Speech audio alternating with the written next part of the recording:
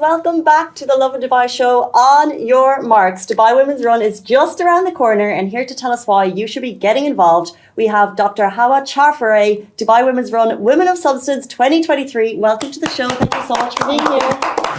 Thank you. It's an absolute pleasure and honoured. Thank you very much. The honour is ours. Before the show, we were having a conversation. It was just so inspiring to speak to you.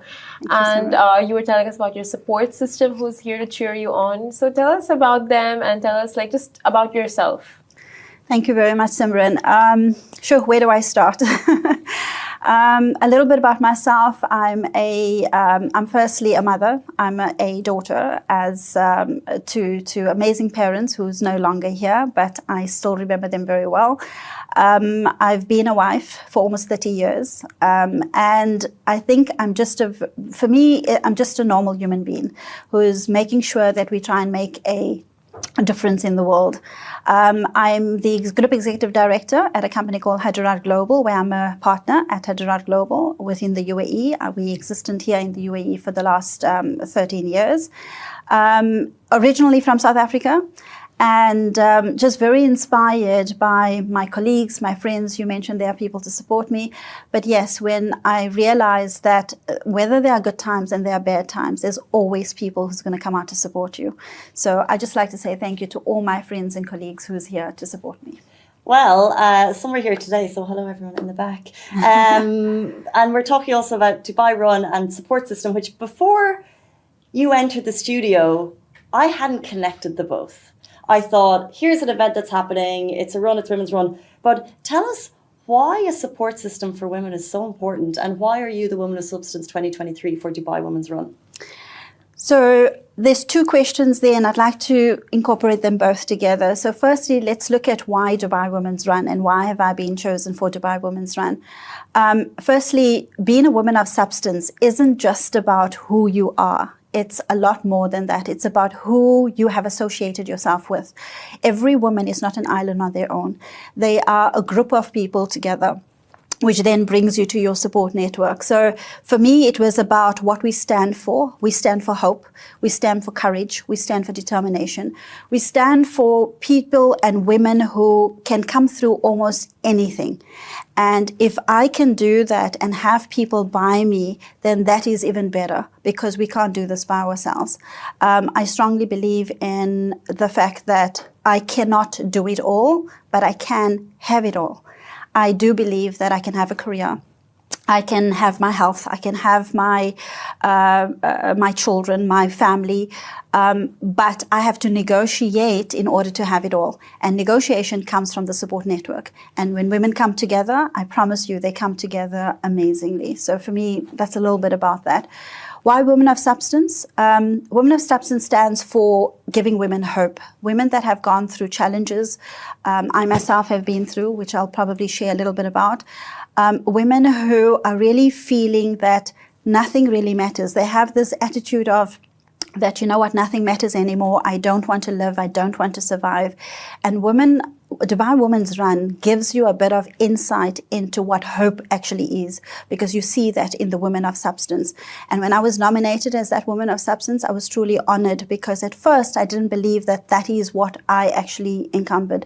But when I looked at my life across the globe and I looked at how I've come through, I could not have done that without other women of substance. And that's what makes me the Woman of Substance. That's beautiful. But you've personally gone through a lot of challenges in your life, like a lot of grief, a lot of loss. Anyone in your position would just put their hands up and say, you know what, I give up. Like, this is, why is this happening to me? They would just question everything that's happening around them, have questions with the universe, the powers that be, but you chose to be, not let that get you down. You chose to rise above it. So where does that strength come from? And can you just walk us through your challenges? Sure. I have to tell you that I was not always that person who just strived from strength. I asked that very question that you asked.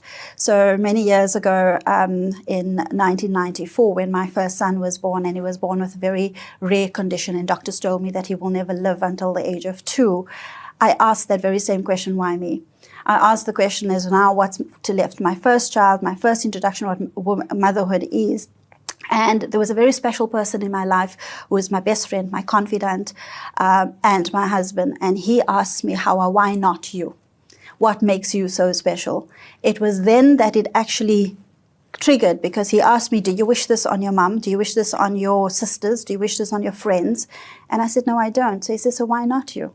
You've been chosen for this for a reason. So why not you?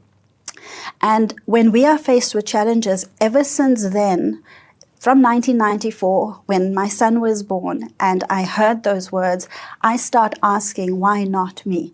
So when my first son was born, and I lost him then at 21 months of age first, he didn't meet the 2 years the doctor said. And then when my daughter was born with the exact same conditions, and doctor said, Hawa, she's not going to live till 2 as well. And that's when I actually said to them, and I said, hey, hang on. No one at this point, because now I was stronger, I was more confident. I started learning to trust my instinct, because it took me time. So I was very much that person who said, why not me? But I had to grow into, you see, I had to go through that challenge in order to become who I am. And when the doctor said that to me, no doctor at that point was going to put a stamp on my child to say that they will not survive. We tried, and my husband and I, we went, and that's why, he was the best friend, because we looked for other alternatives. We traveled the world, we went to Belgium, we looked for alternative therapies, we went to India, we looked at Ayurvedic treatments. And you know what? My daughter survived till the age of 8.